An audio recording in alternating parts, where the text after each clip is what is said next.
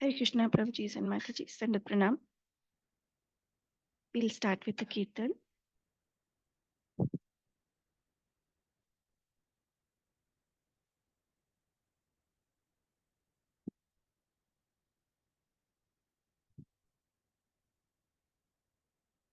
जय राधा माधव कुंज बिहारी गोपीजन वल्लभा गिरिवरधारी जय राधा माधव कुंज बिहारी गोपीजन वल्लभा Girivardhari यशोदनन्दन व्रजजनरञ्जन यमुनतिरवनचारी यशोदनन्दन व्रजजनरञ्जन यमुनतिरवनचारी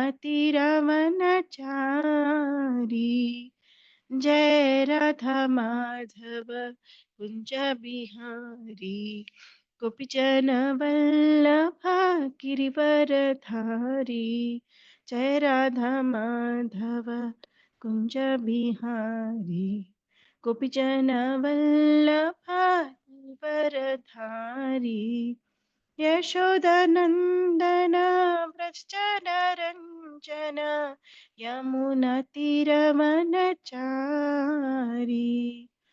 यशोदनन्दन व्रजजनरञ्जन यमुनतिरवनचारी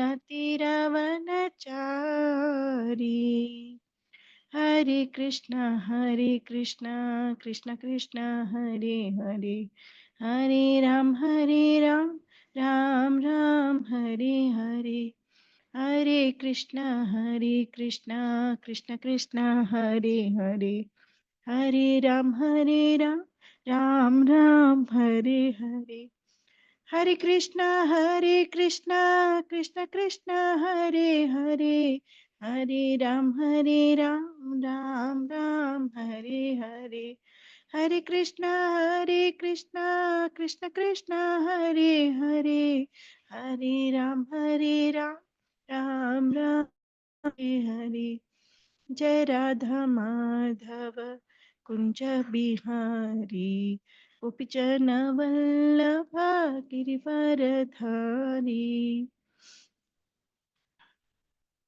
Hare Krishna, Prabhuji and Mataji, send us pranam. We'll start with the pranam mantra.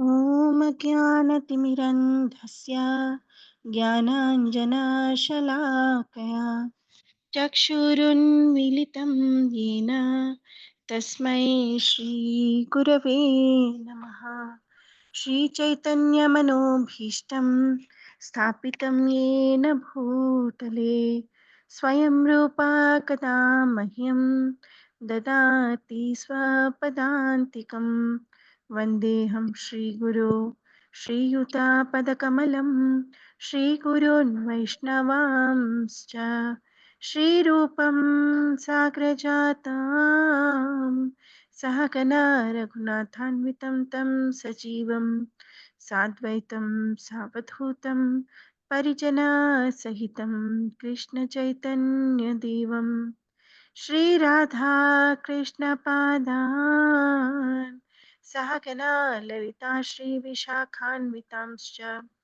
हे कृष्ण करुणा सिंधु दीनबंधो जगतपते गोपीश गोपिका कांता राधा कांता नमोस्तुते तप्त कांचन गौरांगी राधे वृंदावनेश्वरी वृषभानुसुते देवी प्रणमामि हरिप्रिये वाञ्छाकल्पतरुभ्यश्च कृपा सिन्धुभ्य एव च पतितानां पावनेभ्यो वैष्णवेभ्यो नमो नमः जय श्री कृष्ण चैतन्य प्रभु नित्यानंद श्री अद्वैत गदाधर श्रीवासादि गौर भक्त वृंद हरे Krishna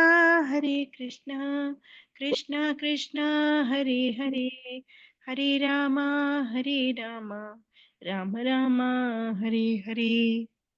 Om Namo Bhagavate Vasudevaya. Om Namo Bhagavate Vasudevaya. Om Namo Bhagavate Vasudevaya.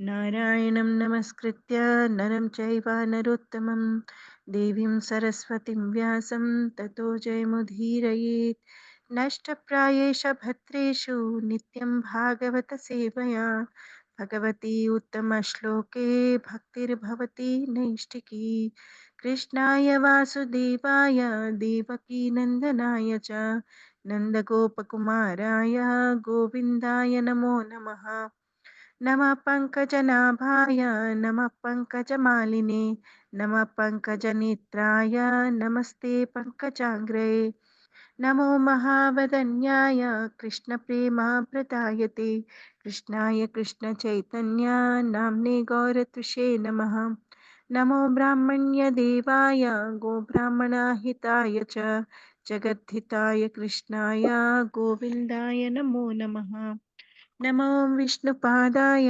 कृष्णपृष्ठाय भूतले श्रीमते भक्तिवेदान्त स्वामिनिति नामिने नमस्ते सरस्वती देवे गौरवाणी प्रचारिणे निर्विशेष शून्यवादी पाश्चात्यदेशतारिणे जय श्री कृष्ण चैतन्य प्रभु नित्यानंद श्री अद्वैत गदाधार श्रीवासादि गौर भक्तवृंद हरे कृष्णा कृष्ण कृष्ण हरे हरे हरे राम राम राम हरे हरे हरे कृष्णा कृष्ण कृष्ण हरे हरे हरे राम राम राम हरे हरे हरे कृष्णा कृष्ण कृष्ण हरे हरे हरे राम राम राम हरे हरे मूकं करोति वाचालं पङ्गुं लङ्घयति गिरिं यत्कृपातमहं वन्दे श्रीगुरुं दीनतारिणं परमानन्दमाधवं श्रीचैतन्यमीश्वरं मोम पवित्रः पवित्रो वा सर्वावस्थां गतोऽपि वा यत्स्मरेत् पुण्डरीकाक्षं सबाह्याभ्यन्तरं शुचिः Shri Vishnu Shri Vishnu Shri Vishnu Hare Krishna, Prabhuji and Mataji, Sandat Pranam. Thank you for joining to this Srimad Bhagavatam class on a Saturday morning. Hare Krishna, Shilpa Mataji, Kamya Mataji, Lilananda Prabhu, Hare Krishna, Hare Dandat Krishna, Pranam. Mataji, Dandavad Pranam. Hare Krishna Mataji Hare Dandatam. Krishna, Prabhuji, Dandat Pranam. Hare Krishna, Dandavat Pranam. Hare Krishna, Hare Prithinanda Krishna Mataji. Mataji. Mataji. Hare Krishna, Ram Chiranjeev Prabhu. Hare Krishna, Hare Krishna Purvedi Mataji, Prabhu, Dandavad Pranams. Dandat Pranam Prabhuji. Hare Krishna, Kamya Mataji, Dandat Pranam. Hare Krishna, Neeraj Prabhu, Dandat Pranam. Hare Krishna, Prasad Prabhu, Dandat Pranam. Hare Krishna, Praveen Prabhu, Dandat Pranam. Hare Hare Krishna Krishna, Mataji, Subara Dandavad Prabhu, Pranam. Hare Krishna Dandat Pranam. Mataji. Dandat Pranam. Thank you for joining. I am very fortunate to get an opportunity to speak a few words on a very important pastime of the Lord, where Lord is directly present and doing a pastime. It's very, very fortunate when we get an opportunity to speak on such pastimes. It Bhagavatam says that anything that we discuss on Bhagavatam is for self purification, for the purification of the speaker and for the purification of the hearer. And I seek your blessings and I seek your blessings that I do not deviate from what is given by Srila Prabhupada and the Acharyas and speak only what is given in the Parampara. Hare Krishna. So we'll start with a short summary of what happened in the previous chapter. Today we are covering the chapter 8th canto, 9th chapter, which is about Mohini Murti's incarnation.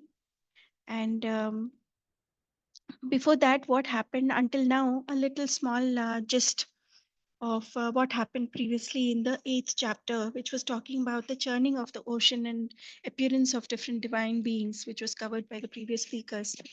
So we saw that in the previous chapter, the churning was resumed after Lord Shiva drank the poison, and the demigods and demons they resumed churning the ocean of milk with the more vigor and energy.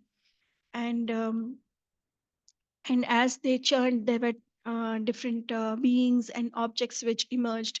A list of what actually emerged was like appearance of the Surabhi cow, which is a wish fulfilling cow, and saintly persons accepted her to produce ghee for sacrifices. It was Uchay the celestial horse, and Bali Maharaj took possession of this horse. Then there was Airavata, the celestial elephant, and other divine elephants also appeared. So these elephants could move freely in all directions. And Airavata was taken by Indra. Kaustuba jewel was a radiant and a precious jewel which came forward, and Lord Vishnu took it and placed it on his chest. Then we saw that Parijata flower appeared, and Apsaras also appeared along. The Parijata, which is a heavenly flower, uh, uh, and celestial apsaras of great beauty, they also appeared. Then we saw that Lord Lakshmi appeared, and there was a little bit of storyline where she is trying to see who is her ideal shelter, and she was worshipped by demigods, sages, Gandharvas. But Lakshmi Devi actually chooses Lord Vishnu ultimately, that nobody is fit enough for her. So she sought Lord Vishnu as a suitable husband, and nobody else was actually found worthy of being her husband. Then we saw that Amrita, finally, the which is called the nectar of immortality, um, that appeared, and who brought it out was actually a partial incarnation of Lord Vishnu called Dhanvantri. He appeared. So Dhanvantri we also see, like in most of the Ayurvedic these ones, they actually pray to Dhanvantri before they start any kind of treatment there. That is Dhanvantri, and he carried the pot of nectar. But as soon as he carried it out, what happens is that demons steal the nectar and they ran away. So then the all the devatas they became dejected, and again they come to, like we saw that all the time the difference between the devatas and the demons is that for everything, devatas will always seek the shelter of Lord Vishnu, while demons do not take shelter of the Lord. That is basic difference between both of them. So they take the shelter of Lord Vishnu, and Lord Vishnu assures them that he'll take care of this. He takes the Mohini Murti's incarnation.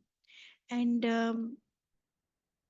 in the meantime, demons were actually quarreling over the nectar, that one wanted it over. Though initially they all participated in the churning with equal effort.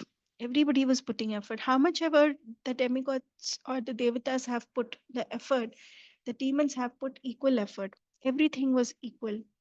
Then at the end, but the intention was not equal. Obviously, their intention was that as soon as it comes out, within the demons also, it's not like, okay, it's a collective, let's together take benefit.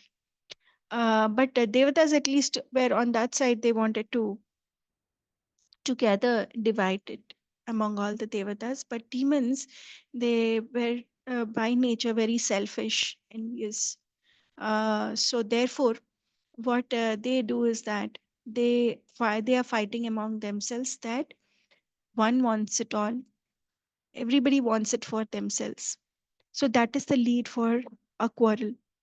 And then in the meantime, Lord actually tells the devatas that they can remain silent, and Lord comes as Mohini Murti to protect the nectar and to cheat the demons and take it away from them. So, and who is Mohini Murti? The most beautiful woman in the universe. So, everything that Lord does, obviously, He is Bhagavan, and all the opulences are available in full in the Lord. And the opulences include the six bhagas, which is like all he's all strength, all beauty, all fame, all knowledge, all wealth, all renunciation. So obviously when he comes he takes a form of Mohini Murti. It's the most beautiful. Nobody can more beautiful, no other woman can be more beautiful than the Lord, because he is full in that opulence also. So then that concludes the chapter 8, and in this chapter I'm covering the first 15 verses. And we see in short we basically see that they possess the nectar, and they start fighting among themselves. But this beautiful Mohini Murti is coming, and she enchants um, all the demons with her beauty, and they are so enchanted by her that they choose her only as the mediator. And they decide that they will accept whatever decision she makes, whether she gives it to them or drinks it for herself, throws it somewhere. They were ready to actually take even any kind of, they were totally like enchanted by her, and they decided that whatever decision she takes is fine with her. But Lord plays a very intelligent strategy, and he separates the demons and the devatas into two separate lines. One line is like much away from the other, and he tells them that okay, that actually the upper portion of the nectar in the particular kalasha is actually very, very thin, and the lower portion is more thick. And first, she will give the thin portion to all the devatas, and the thicker nectar will actually come, and she will distribute it among uh, the demons, and they take everything by the, I mean, everything is absolute, obviously, because Lord is the absolute truth. So they remain silent, and they like keep watching her, and they do not protest. So, and eventually the story will continue where Rahu actually comes and comes into the Devata's queue and tries to take it in. But that will be covered by the next speaker. So we'll start with and there are not many like large puppets or anything. So we'll just start with the recitation and the reading of the translation and the puppet. If anybody wants, can actually volunteer, and we will cover it. It's a very fortunate thing when we touch Srimad Bhagavatam, the verses, because as I always say that there's Bhakti Vigyan Goswami Maharaj, I had heard that he says that when we speak the verses of Srimad Bhagavatam, it establishes the Lord directly into our hearts. And and when we read the translations and purports, it gives us knowledge about the Lord. So both are very, very important. Um, each without the other is like we definitely need the translation and purport given by Srila Prabhupada to understand what exactly Srimad Bhagavatam is actually trying to um, give us the knowledge about the Lord and his pastimes. And all this is for our purification. So we'll start with text 1. Shri Shuka Uvacha Tenyonyatosura Patram Harantastyakta Sauhrita Kshipanto Dasyu Dharmana Ayantim Dadrishu Striyam. Anybody wants to do the translation? Hare Krishna Mataji. Shall I read Hare Mataji? Krishna Prabhuji. Yes, Prabhuji. Translation. Sukdev Goswami said, thereafter the demons become inimical towards one another, throwing and snatching the container of nectar. They gave up their friendly relationship. Meanwhile, they saw a very beautiful young woman coming forward towards them. Hare Krishna Mataji. Hey Krishna. अहो रूपम् अहो धाम अहो अस्यानवं वया इति ते ताम् अभिधृत्य पप्रच्छुर्जातः श्रया. Anybody for translation? Hare Krishna Mataji Dandavat. Hare Krishna Prabhuji, Dandavat Pranam. Translation and purport by His Divine Grace A.C. Bhaktivedanta Swami Srila Prabhupada ki jai. Upon seeing the beautiful woman, the demon said, "Alas, how wonderful is her beauty! How wonderful the luster of her body, and how wonderful the beauty of her youthful age." Speaking in this way, they quickly approached her, full of lusty desires to enjoy her, and began to inquire from her in many ways. Correct. Yeah. So Lord also chooses his form very, very intelligently. Like the demoniac mentality, he knows very well that what is it that actually can totally entice them. What would be the ideal this one of a demoniac mentality? So he chooses the form of the most beautiful woman, and then he comes. Katvam kanja palasakshi कुतो वा किं चिकीर्षसि कस्यासि वद वा मोरु मथन मथनतीव मनांसिनः. Reshma Mataji, can I read? Yes, Prabhuji. Oh, wonderfully beautiful girl. You have such nice eyes resembling the petals of lotus flower. Who are you? Where do you come from? What is your purpose in coming here? And to whom do you belong? Oh, you whose thighs are extraordinarily beautiful. Our minds are becoming agitated simply because of seeing you. Yeah. You can read the puppet also, Prabhuji. The demons inquired from the wonderfully beautiful girl, to whom do you belong? A woman is supposed to belong to her father before her marriage, to her husband after marriage, and to her grown up sons in her old age. In regard to this inquiry, Srila Vishwanath Chakravarti Thakur says that the question, "To whom do you belong?" means, "Whose daughter are you?" Since the demons could not understand that the beautiful girl was still unmarried, every one of them desired to marry her. Thus they inquired, "Whose daughter are you?"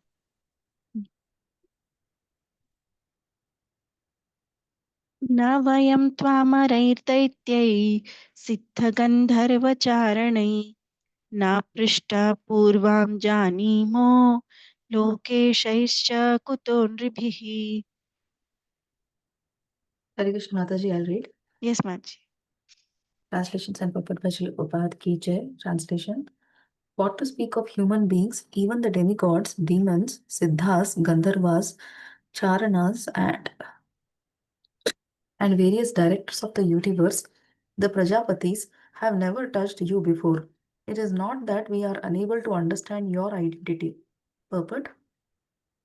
Even the Yes. asuras observed the etiquette that no one should address a married woman with lust. The great analyst Chanakya Pandita says, Matravat para dareshu. One should consider another's wife to be one's mother. The asuras, the demons, took it for granted that the beautiful young woman Mohini Murti, who had arrived before them, was certainly not married.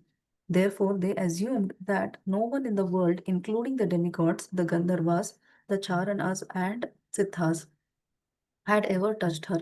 The demons knew that the young girl was unmarried and therefore they dared to address her.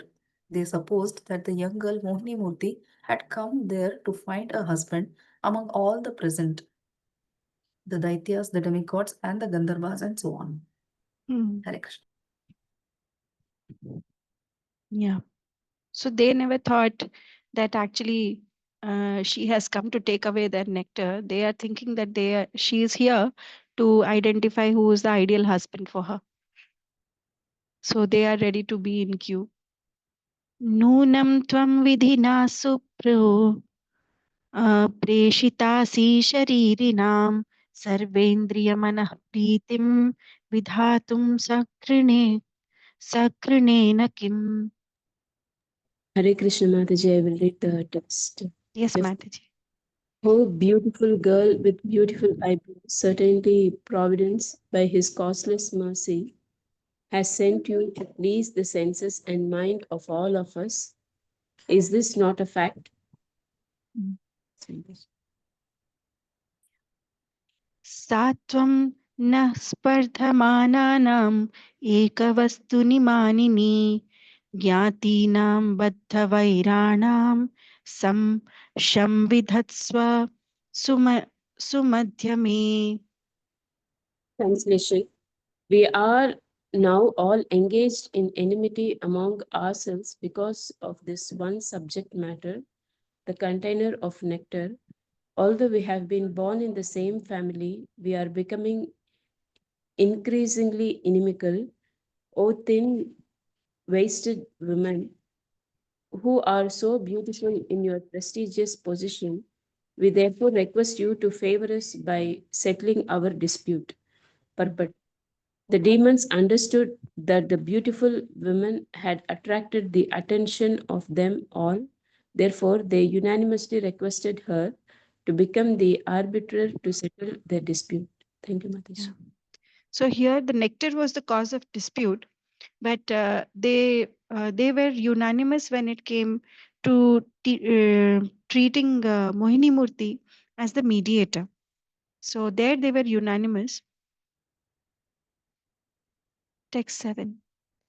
Vayam kashyapadaayada भ्रातरः कृतपौरुषा विभजस्व यथा न्यायं नैव भेदो यथा भवेत्. Translation, anybody? Hare Yes, Krishna Prabhuji. Mataji, can I read? Yes, Prabhuji. Yes, Prabhuji. You always like to read the shloka also, na? You can read No, it. it's okay, Mataji. You already read the shloka, so let's Yeah. go. Okay. Okay. Canto 8, chapter 9, shloka 7. All of us, both demons and demigods, have been born to the same father, Kasyapa, and thus we are related as brothers. But now we are exhibiting our personal prowess in dissension. Therefore, we request you to settle our dispute and divide the nectar equally among us. Hare Krishna. Yes, Prabhuji. Do you want to do the next one? Go Hare ahead. Krishna Mataji. Okay. Read Hare the Krishna shloka. Mataji.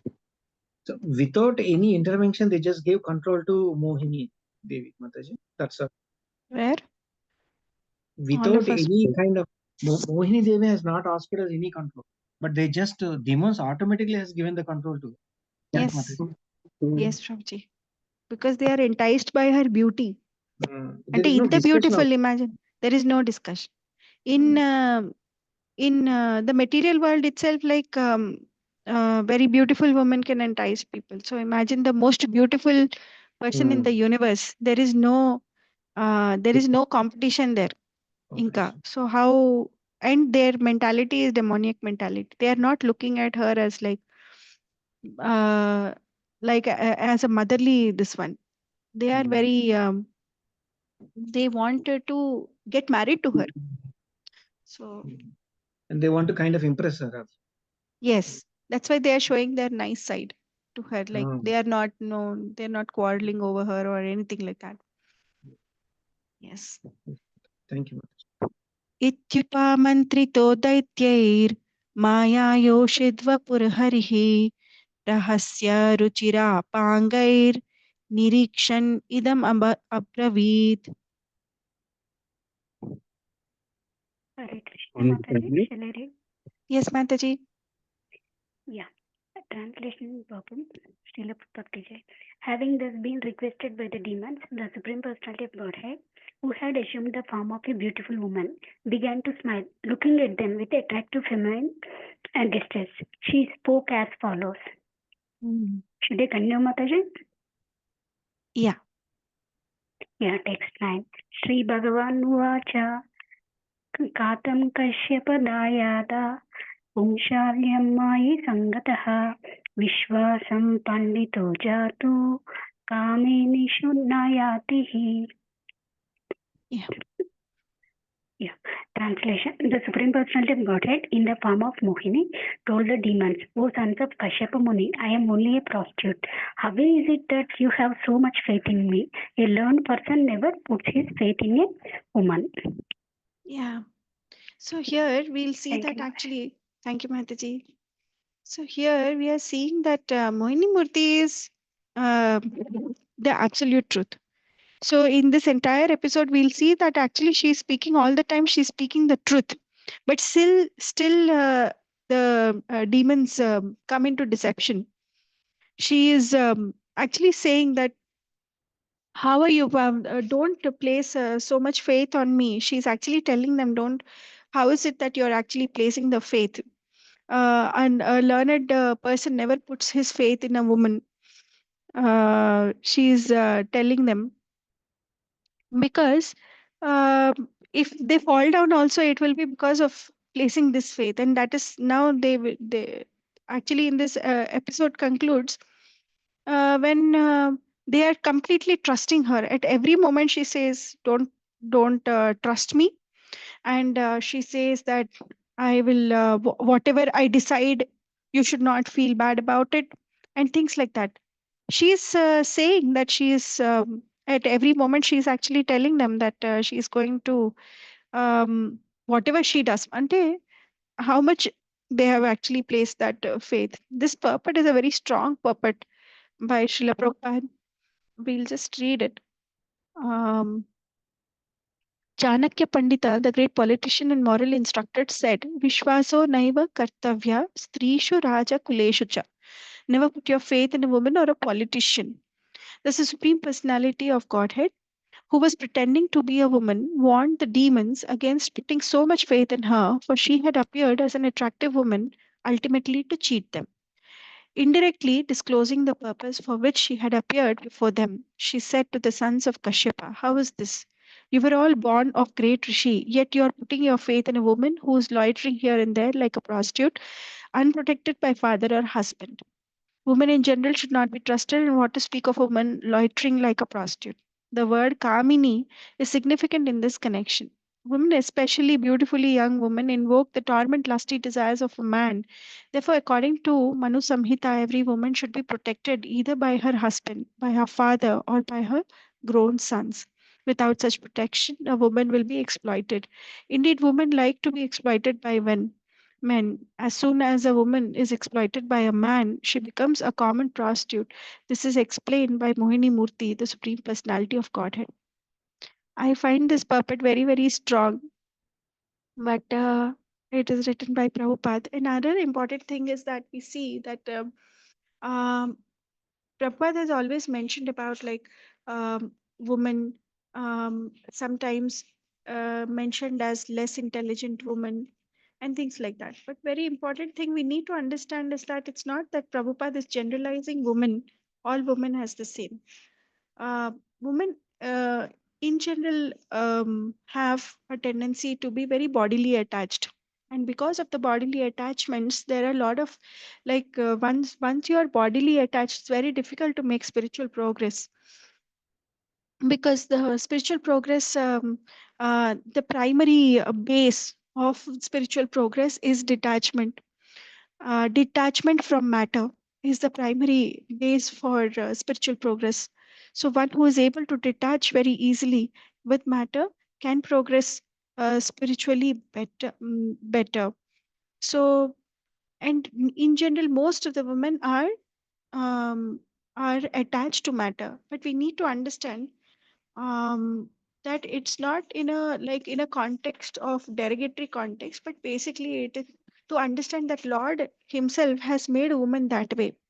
Women are emotional beings. They are made that way by the Lord in order to, I mean, like everything, every unit has to function as a self-sustained unit. Like we see the Ishopanishad, this one, the verse which says, Purnamada Purnamidam Purnat Purnamudachyate Purnasya Purnamadaya Purnateva Avashishyate. That everything which emanates out of the Lord is complete. He is complete and perfect, and everything that emanates out of the Lord is complete and perfect in itself. And despite so many complete and perfect units come out or emanate from the Lord, He still remains complete and perfect. It's not like, okay, one piece is like actually cut off from the Lord and He becomes imperfect and He becomes incomplete. It's not like that. And similarly, we need to understand that everything that is emanating out of the Lord, so whether it is this material universe, whether it is the self-sustained systems that he has created, like the varnashrama dharmas, like how if the society has to function together as as one complete unit, he has created varnashrama dharma, like by one's guna and guna karma vibhagashaha. So whether it is through qualities and activities, right? All the entire society comes together and achieves spiritual progress. For instance, when it comes to Guna Karma Vibhagasha, the Varnashrama Dharma, like where there are Brahmins, Kshatriyas, Vaishyas, and Shudras. The way Lord created this division, especially for somebody to progress from karmi, that is an animalistic propensity. So karmi means somebody who has no rules and regulations, but just does everything for sense gratification. So who survives for sense gratification. So there is no barrier there. If I like something to do, I will do it. That is a karmi. But but that there is no difference between such a person and an animal then, because there also it is what is the basic qualities of an animal is ahara, nidra, bhaya, maithunam. These are the qualities of an animal. So there's no difference. Karmi is also functioning the same way. He does everything for ahara, nidra, bhaya, maithunam. So which is like food, sleep, fear, and maithunam, which is like this one, sense gratification. And so therefore we'll see that the difference between a karmi and and at least the human, if one can be called a human, is when one actually follows Vedic injunctions and follows certain set of rules and regulations and has a control or sacrifices certain things to be able to fulfill their desires based on which is similar to their nature and qualities. They identify, this is my nature, these are my qualities. And Lord also says, yes, or Vedas say. So Lord through says through the Vedas that, okay, yes, you want to come fulfill your desires, so you can still do that, but do it following the Vedic instructions. We will fulfill all your desires. So he is assigned the different devatas for the different departments of our life, and by offering sacrifices to the devatas, yani ki you are taking something from this universe, you are enjoying, or you are fulfilling your desires, or you are fulfilling your, I mean, the sense gratification is still there, the desire and the fulfillment of desire is still your primary motto, but then you are doing it in a regulated way, then you are called a human being. So that is what Vedas say. And therefore, uh, in this cycle of evolution or transition from the animalistic propensity to the human propensity, it happens this way that, okay, first it starts from here, it starts from karmi, but then slowly one understands that if do whatever I like, I also have to suffer the consequences. So then a human actually uses his intelligence. Okay, this is happening when I am doing everything indiscriminately. So therefore, let me follow Vedic injunctions, and comes to a human civilized way of fulfilling desires. Slowly, as we see that in the progression that we see in Bhagavad Gita also, okay, from the karma kanda. So these are karma kandas where one is following the ritual sacrifices, but still for sense gratification. Slowly they see that, okay, even if I fulfill the desires and everything, I am still bound by the reactions of whatever actions I am taking. And so therefore slowly it progresses into Nishkama Karma Yoga, where one thinks that, okay, let me offer the fruits of the sacrifice also to the Supreme Lord. I will accept whatever I will do, whatever action, but I will offer the fruits of the sacrifice to the Lord. So there it becomes Nishkama Karma Yoga. And slowly then one understands that whatever I do in this material world, ultimately I am suffering. I do not, I am bound by this cycle of birth and death. So, whether even if I do any pious activities, I still go to an upper planetary system. I exhaust all my credits there, and then still again I come back to suffer the reactions of my good and bad deeds. Because, as we saw earlier, that for every desire that we have in this material world, the byproduct is always an anartha. So whether you fulfill your desire, you become more greedy. You don't fulfill your desire, you become angry. Krodha. So kama, krodha, and you lobha. Right? Kama itself means a very strong desire, and when you fulfill that strong desire, you get lobha, greed. And when you get greed, then you automatically develop pride. You means we develop pride, and then so kama, krodha, moha, lobha, mada, matsarya. And this pride actually, um, at one stage, there will be a stage where we are not able to fulfill desire. Some desire will stay unfulfilled, and therefore we get angry. And once we get angry, automatically we get into delusion, and we do things. Out of the madness, we do things where automatically leads us to downfall, because we don't use our intelligence anymore, and we do certain things which can be very, very detrimental in that anger. So anger is the cause of the downfall.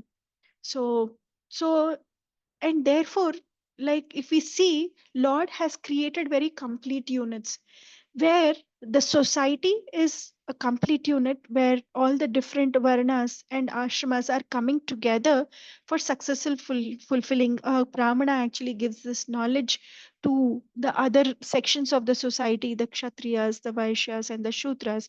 So Brahmana is responsible for transmission of knowledge and for acquiring the knowledge and transmission of the knowledge. So those who have the aptitude to do that, they automatically become Brahmanas, not by birth. That's how the Lord created. Then who have the aptitude of protecting the remaining sections of the society and take care of all the administration, automatically become the kshatriyas. With their strength, they are able to protect the society. And why they need to protect the society? Because everybody together has to progress towards the Lord as one unit. And similarly, when it comes to Vaishyas who are into agriculture and cow protection, so what they do is that they take care of all the needs of the society, so that if everybody's needs are fulfilled, they have enough time. And so a khali pet mein nobody can actually,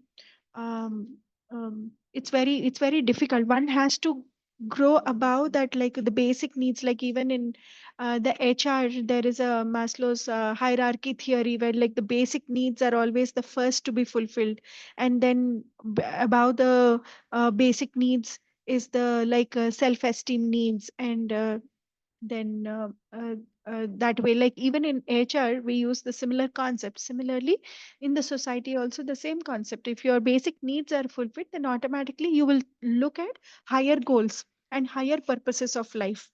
So that was how the society was functioning. So Lord created complete units. And the most important unit in a family is a family in the society, right? Like family is a complete unit, where the men are responsible to take care of the spiritual progress of the families. So they basically acquire this knowledge, and whatever they do, automatically uh, the woman, like the wife, automatically gets 50% of the credits of that spirituality. So woman really does not need to work towards like acquiring this knowledge and taking care of their own self realization, because that is what the men automatically take care. And then what is the role of woman in that case? How Lord has created this as a complete unit. So it's very easy for men to detach, but Lord has created women as the emotional creatures who can easily get attached to their family, because without attachment one will not be able to nurture and nourish the family. So how is it that the family, if has to have a very emotional, it's like that bind which is keeping the family together. If everybody is detached, everybody goes their own way, then how will the family as a unit function well? How will more and more souls take birth in this particular family, and then get that the ultimate purpose of us taking birth is for self realization. If we are getting a human birth, our purpose is to understand what is self realization again.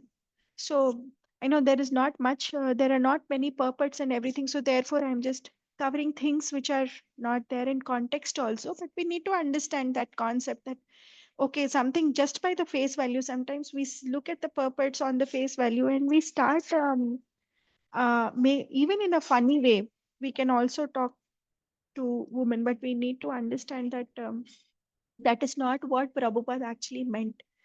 So that in the family also, this binding is actually helping for the next generations and the next generations to get nourished, and that keeps the family together. And in that process, obviously there is a byproduct. When you get attached to matter, to you are able to relate to everybody, this is my husband, this is my children, and I am responsible for them, which means that there is an attachment, but it's a bodily attachment automatically. But the byproduct also we need to suffer. Where there is bodily attachment, where there is attachment based on matter, automatically there is also um, like I said, the fulfillment and non-fulfillment of desires. Automatically anarthas will creep in.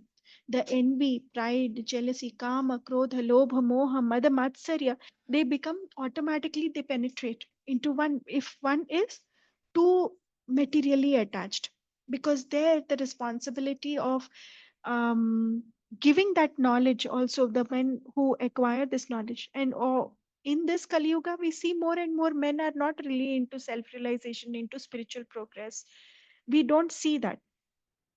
And like even Krishna says in Bhagavad Gita that out of so many people who take birth, there is very few, like a handful few who are actually who will understand this varnashrama dharma and follow these rules and regulations, follow injunctions. Within that, some will get knowledge.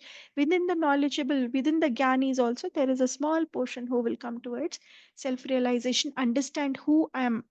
So what is self realization? Basically, it is there are 5 questions. Who am I? Who, where was I? And who am I? Okay. And what is my relationship with who is God? What is my relationship with God? Where was I before I was born here? Where will I go after death? So these are 5 basic questions. If one, and that is what is basically Athato Brahma Jigyasa. So one, if is exploring into these questions, at least is the sign that okay, is moving towards self-realization. But how many of us are actually contemplating on these questions? We come, we exist, all we do is like basically work, work, work, ensure that we are living more and more comfortable lives, more and more comforts given to our family. But where is this purpose being contemplated by how many families? So the more and more, it's not just like now it's not just women are getting attached to matter, it's also men who are getting attached to their possessions and matter. So therefore, that is leading to the deterioration of the entire family as a unit. But for men, at least if they get into this process, it's very easy. If they get into process, it's easier than women to detach, because that emotional binding is not as much as women. Lord's constitutionally has Lord has created women to be this one, but that is for the nourishment of the family as a unit, to make the family as a complete unit. So when he is self engineering, like when he's creating our body also. Okay, like how we look at this laptop. Okay, we bought it from the shop. It has everything that we need for it to function. Okay, so we don't need the manufacturer to sit next to it all the time. If at all, in some years, if there is any problem, we go to a service center. Like for our needs, we are going to Devatas. So this laptop has to go to the service center and get repaired and come back. And one day it will basically die and be replaced with another laptop. Similarly, for us also, so which means that it is self engineered in a way that it can function by itself. It is programmed in a way that way. Similarly, our family as a unit is programmed that way. The material universe as a unit is programmed that way. Everything is actually programmed in a way that it can survive by itself. That's how Lord has created us. So we also, as a body, we can survive only when we don't follow the correct rules and regulations, we create diseases. If we follow everything in order, that there would be no disease, obviously. So that's how. So that is the context basically where. So the whole point that I'm again coming back to is that but when women, if there is no guidance, or if not protected by the father or husband or by the children, ultimately can get diverted because of these attachment and the anarthas which keep growing. And that's how there are many places where it comes in context that. And even when we see there are so many like crimes which are happening um, uh, over a woman, and there are many like sources also. So yeah, we'll proceed from there. So it's very important that that respect and dignity is still maintained by at least us who understand that what how the Lord has created and what is the basis of the creation. And we understand that that aspect and respect every entity we engage with. सालावृकाणां स्त्रीणां च स्वैरीणां सुरद्विषा सख्यान्याहुरनित्यानि नूत्नं नूत्नं विचिन्वताम्. Anybody for translation? Hare Krishna. Dandavat. Hare Krishna Mataji, Dandavat Pranam. Translation by His Divine Grace A.C. Bhaktivedanta Swami Srila Prabhupada ki jai. All demons as monkeys, jackals and dogs are unsteady in their sexual relationship and want newer and newer friends every day. Women who live independently seek new friends daily. Friendships with such women is never permanent. This is the opinion of learned scholars. Hare Krishna. And she is telling, Mohini Murti is telling this to the demons. So which means that this is not for just for the demons, it is basically for all of us to understand that why the protection from the family is important for us.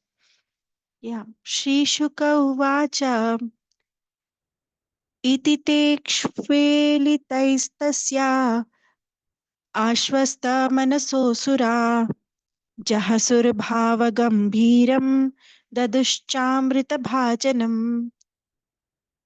Anybody for translation? Can I read Mataji? Hare Krishna. Yes, Maj. Translation and purport by Sri Bhaktivedanta Swami Srila Prabhupada ki jai. Sri Sukadeva Goswami continued. After the demons heard the words of Mohini Murti, who had spoken as if jokingly, they were all very confident. They laughed with gravity, and ultimately they delivered the container of nectar into her hands. Purport. The personality of Godhead in his form of Mohini was certainly not joking but talking seriously with gravity. The demons, however, being captivated by Mohini Murti's bodily features, took her words as a joke and confidently delivered the container of nectar into her hands. Thus, Mohini Murti resembles Lord Buddha, who appeared Samohaya Suradvisham. Visham. Yeah, to cheat the asuras. The word Suradvisham refers to those who are envious of the demigods or devotees. Sometimes an incarnation of the Supreme Personality of Godhead cheats the atheists. Thus,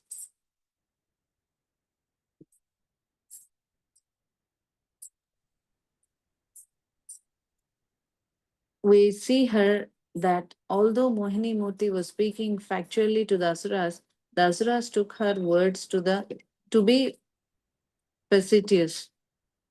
Indeed, they were so confident of Mohini Murti's honesty that they immediately delivered the container of nectar into her hands as if they would allow her to do with the nectar whatever she liked, whether she distributed it, threw it away, or drank it herself without giving it to them. Next. Thank you. So, after the demons heard the words of Mohini Murti, who had spoken as if jokingly, they were all very confident. So she is telling the truth only. She is telling that, okay, this is what, how can you trust me and everything. But they are like, they are taking it based on the face value. She must be joking with us. That's what they laughed with gravity and ultimately they delivered the container of nectar into her hands.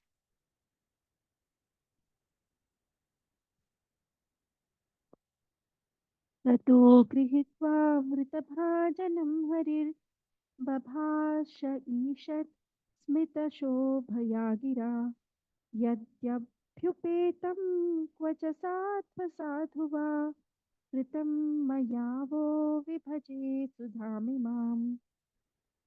Anybody for translation?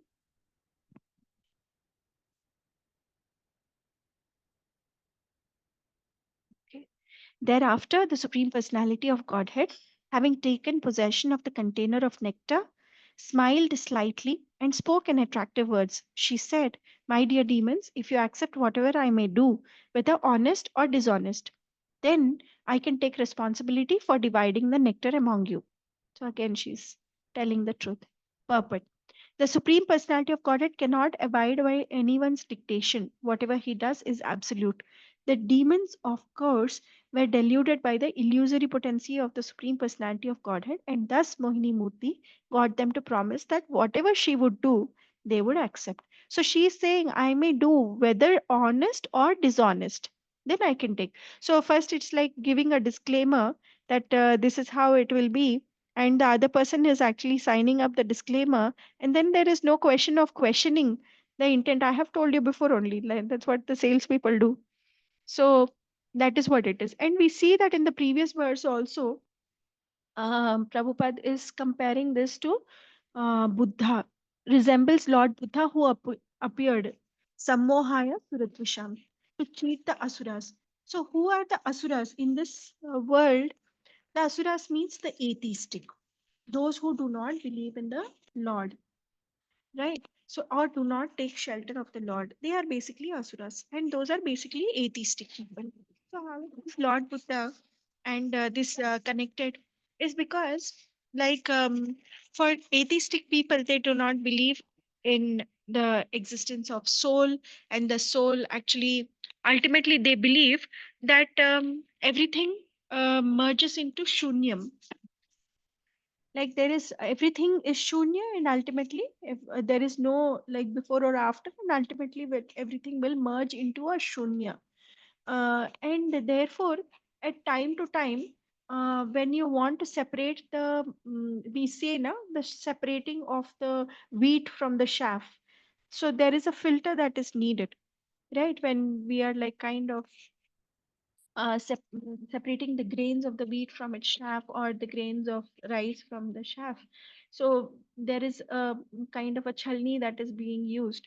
So at times we'll see that there are certain things which happen in this world, like for instance, that's what Buddhism happened. And similarly, Lord Shiva also came as Shankaracharya because he needed to separate this the Mayavadis from devotees. So it was like a Pied Piper who is taking them on a trip, and Shankaracharya is basically talking that Advaita philosophy, which means that we are same, one and the same as the Lord, and ultimately we merge into the Lord. So this is basically a Mayavad philosophy where we are not accepting that. First, we are not accepting that we are different from the Lord, and we are a different entity. You are God, I am God, all of us are God, and we all ultimately merge together. So that is the philosophy. So why that was important? Because it is very important to identify the few souls who believe that Lord is Vibhu and we are Anu, and the constitutional position in which we are in is basically that I am a part and parcel of the Lord, but he is infinite, I am infinitesimal. Like a drop in the ocean. A drop in the ocean is qualitatively one with the ocean. It has the same composition, the chemical composition is the same as the ocean. What atoms it has of and the chemicals that are there in one drop is the same. If you multiply, it's the same with the ocean. But is a drop really equal to the ocean quantitatively? No, and that is basically what is our propagated by Chaitanya Mahaprabhu, that we are what is that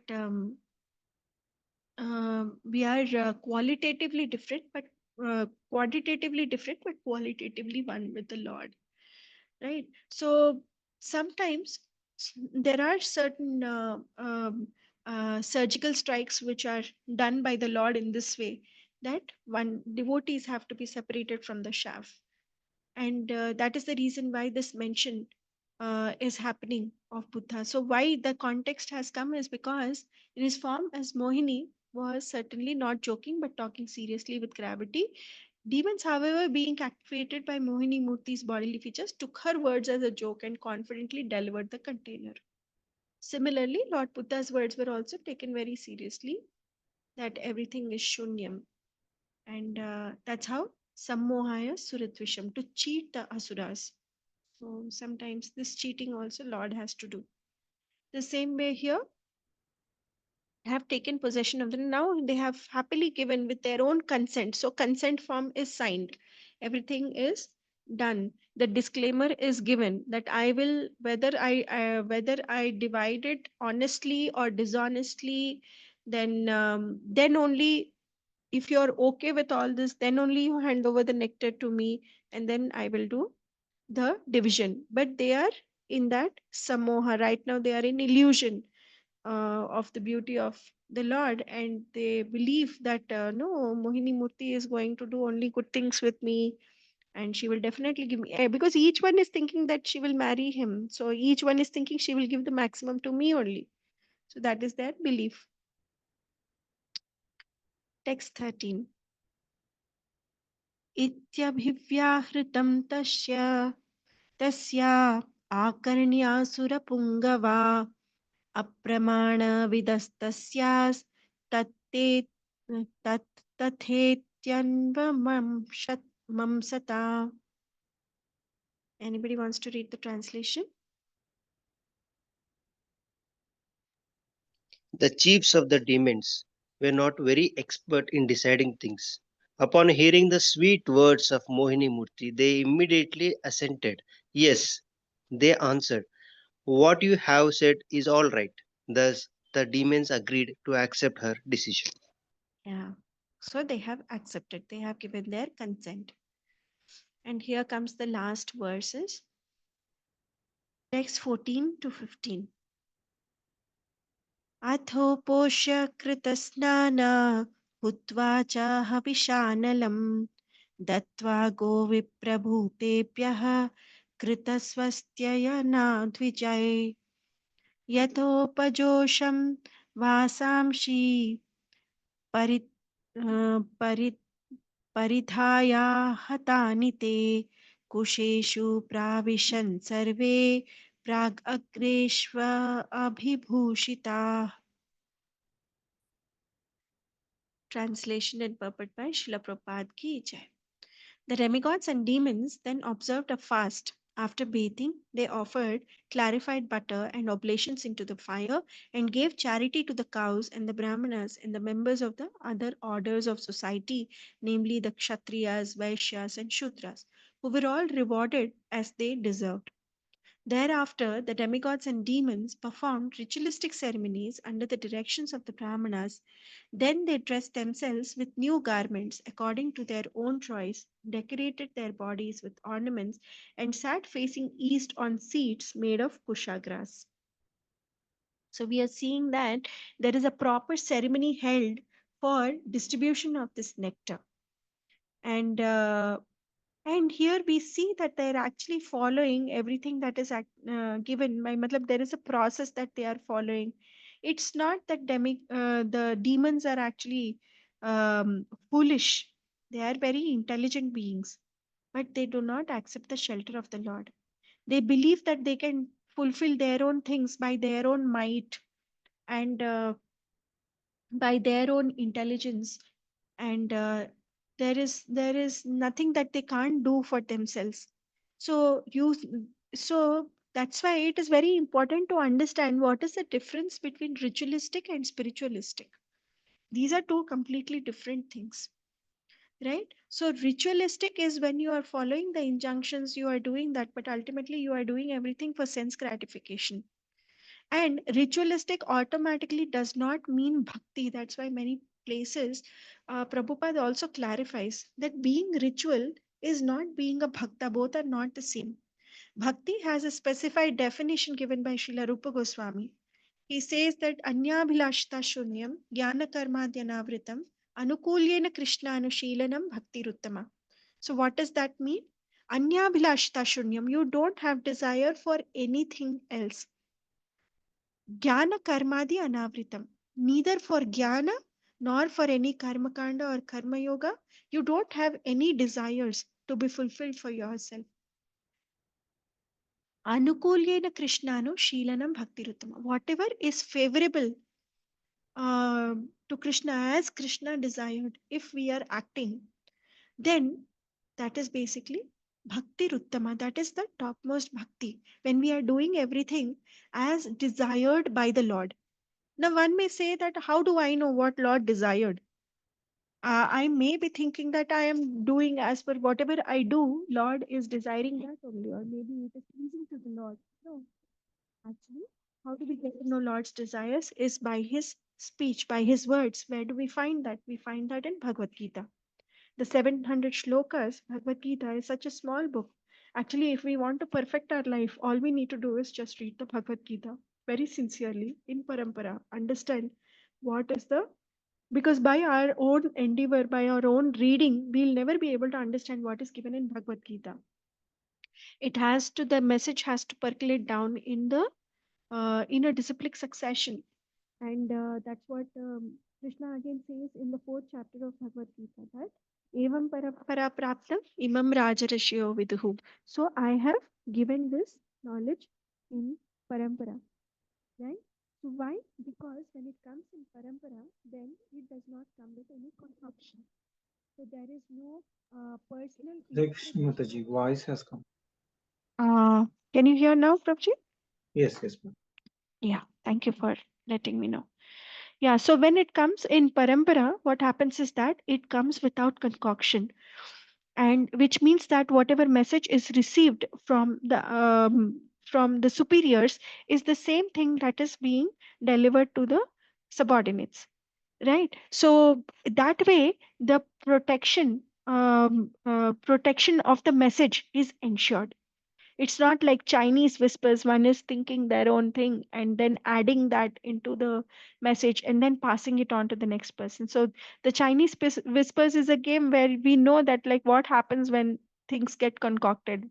If we can't hear properly. So Shravanam, that's why is so important. Shravanam in Parampara is very, very important because Shravanam is the whole basis of receiving the transmitted information and the knowledge and for the purification of self. So that is the reason why we are recommended for as Shravanam as the most important limb of bhakti, because we have to hear in parampara.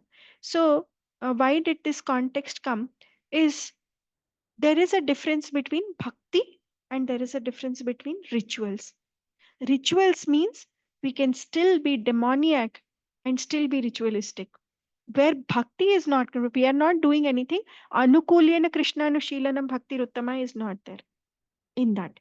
There, our focus is how can we gratify our senses. That is basically the rituals. At least, so Lord has given rituals. Lord only has given Vedas. We may say that when bhakti is the most important, why? Lord has given the Vedas and asking us to satisfy senses because Lord is the most merciful, most compassionate. He understands that we have desires.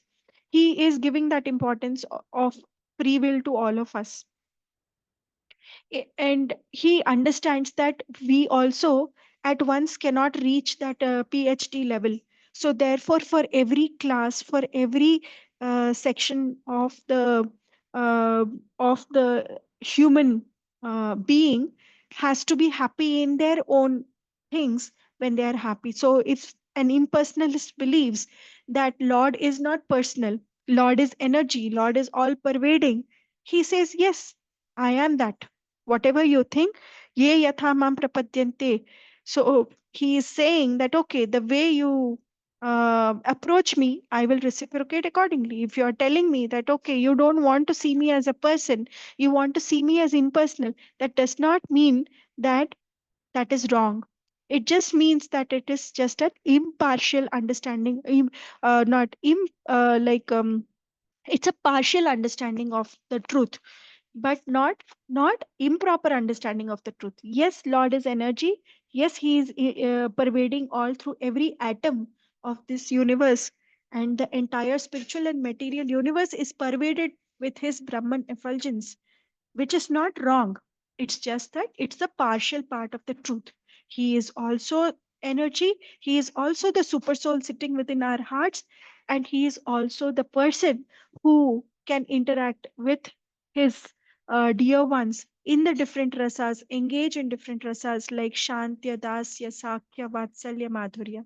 So that is the personal form, the Bhagavan form, where he that is the absolute truth. And there is no truth beyond that absolute. So absolute truth itself means that okay, what is absolute truth? Means the complete truth. And there is no truth beyond that truth. That is the reason why Prabhupada actually uses this term absolute truth so many times. So absolute Brahman is not absolute truth. Paramatma is not absolute truth. Bhagavan is absolute truth because he also encompasses Brahman, he also encompasses Paramatma.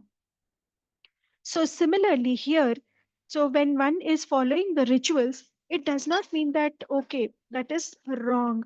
That is definitely for that section of society who have still not been able to overcome their tendency to gratify their senses. So Lord has given a provision. Okay, you are in nursery, take this, gratify your senses, but follow rules and regulations. So we'll see that even demons are following.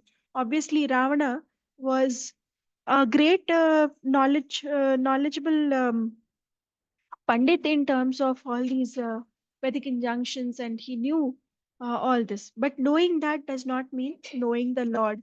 And knowing that also does not mean doing things favorable for the Lord. So there is a clear cut discrimination between bhakti and the ritualistic processes.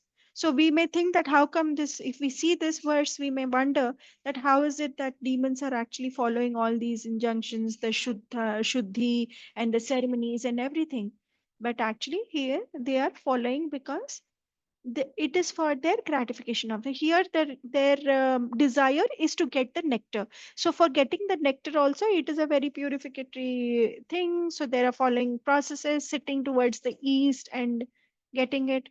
So we'll see facing east on seats made of kushagra. So they are following every injunction to receive it in a very ceremonious way.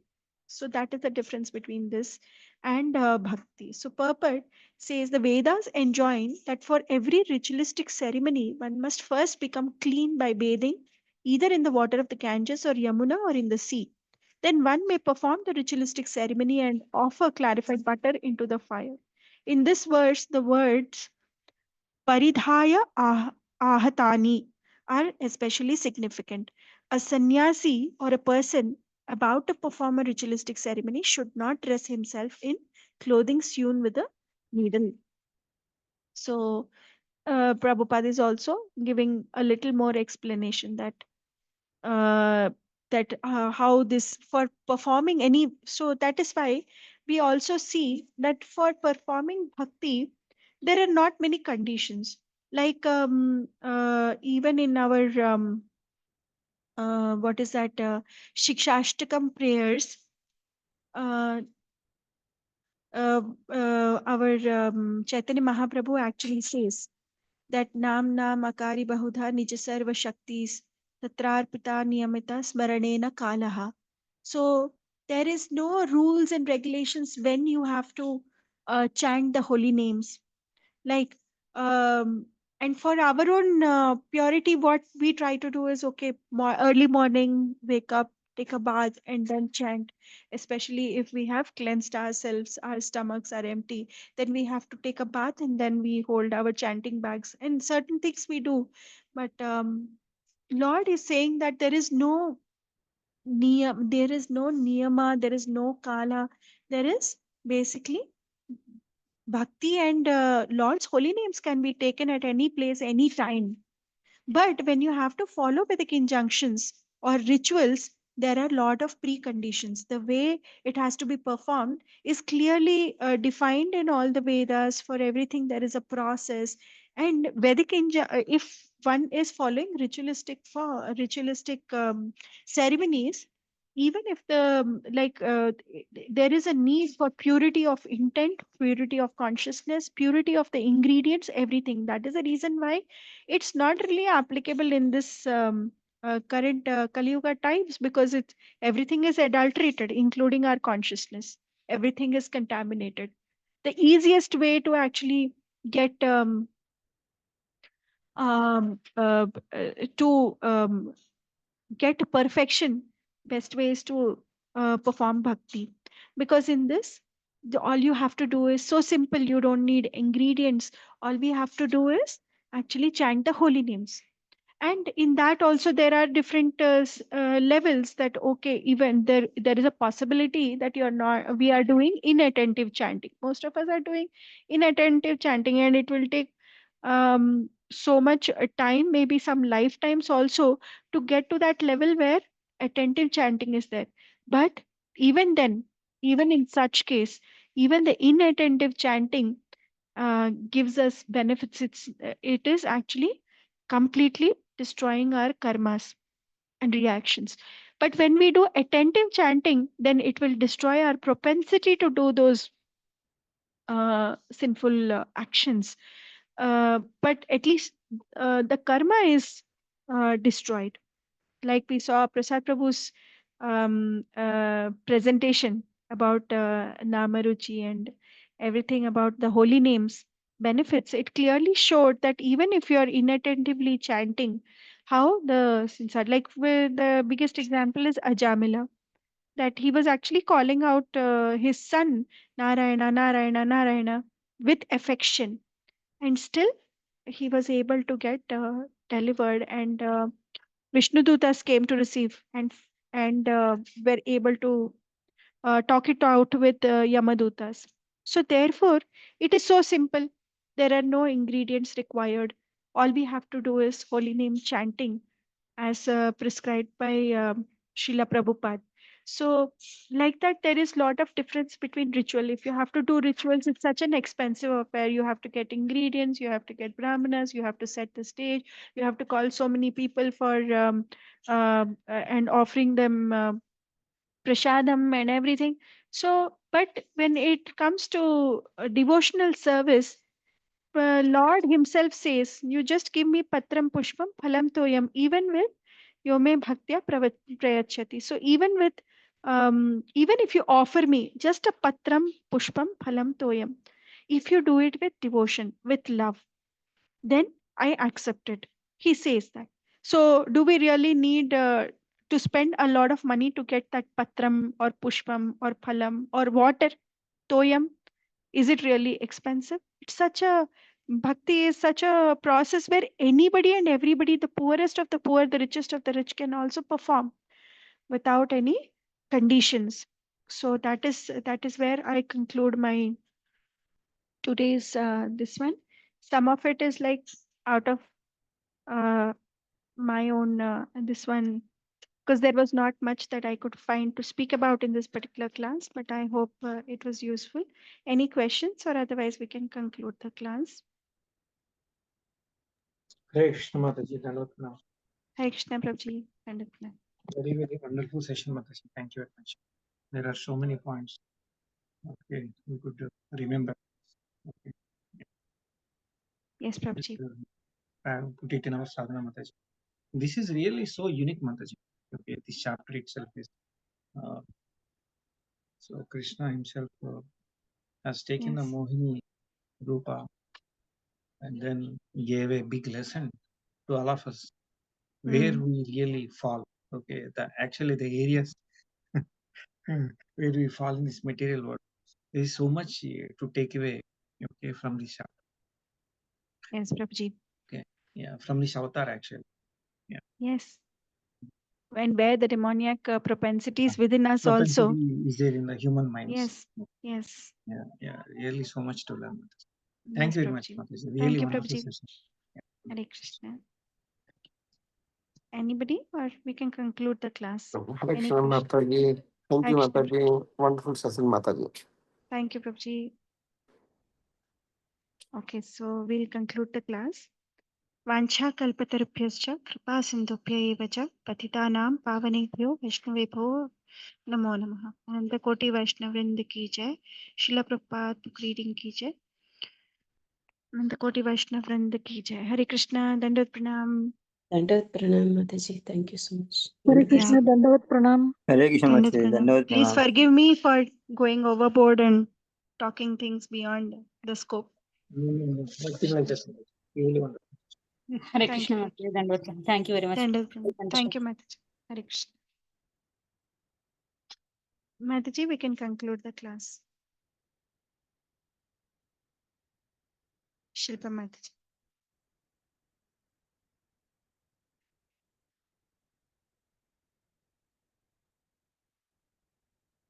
I think Mataji, you are the host. I think you can end the session. Avuna? Nenena? Yeah, Okay. exit అయిపోవచ్చు Mataji. Yeah, I'll conclude it. Okay, thank you Mataji. Thank you, Prabhuji. Hare Krishna. Hare Krishna.